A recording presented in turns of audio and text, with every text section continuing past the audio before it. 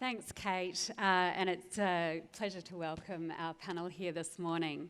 I'm really pleased to be chairing the panel here today with resilience so high on the agenda for the future of our cities. I'm really looking forward to diving a bit deeper into what resilience means for our industry, building on what Joan's just discussed, and also how we as city builders can be thinking about resilience in terms of our projects and our businesses.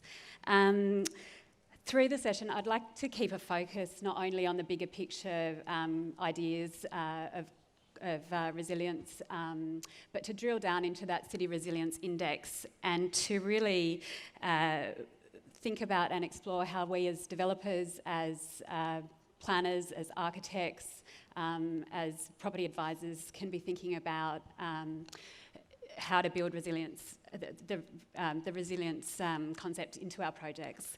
So to kick off, I'm really keen to hear some more perspectives from the panel as to what your definition of resilience is. Rod at Frasers, the CEO of Frasers, you have been a key champion for resilient strategies. I'm really keen to hear what your definition of resilience is. Well, I'm under instructions to make sure we keep it short, and I'll view it from a business perspective rather than more broadly. In a nutshell, it's risk management. In the end, risk has a price. The task of identifying, allocating, pricing and mitigating is core to what ultimately we're now using in a broader context called resilience for cities. But project by project, it's about business continuity.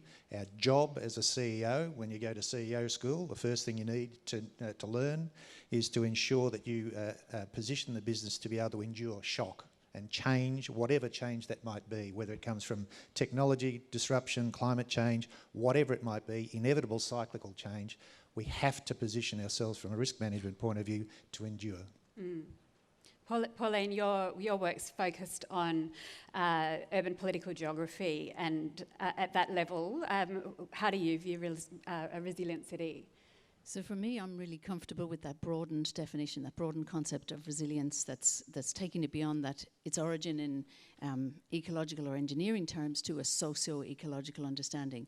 And what I think that means is that we stop thinking about just cities as being affected by these external shocks like a climate event or a critical infrastructure failure, but we actually start to emphasize the chronic stresses within cities that are produced by how we organize them socially, economically, and politically, and how that produces all sorts of everyday stresses that undercut the city's quality of life and ability to be resilient. What are some examples of chronic stresses? So it's the classics. It's housing unaffordability. It's untenably long commutes. It's uneven access to services and skills. It's uneven access to green space. So for me, when I think about resilience, it has to have that political dimension to me. We have to think about uneven distributions. We have to think about how resilience action will not simply be a win-win for everyone. We have to think about who gets to decide what resilience is desirable and whose resilience are we prioritising in the actions that we take.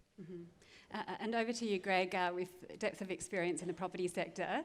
When we're talking about resilience, is that even the right term from your perspective? Or? Well, it's a term that we can use, but picking up on Rod's point, we can look at it corporately, or we can look at it from the people point of view and the whole thing.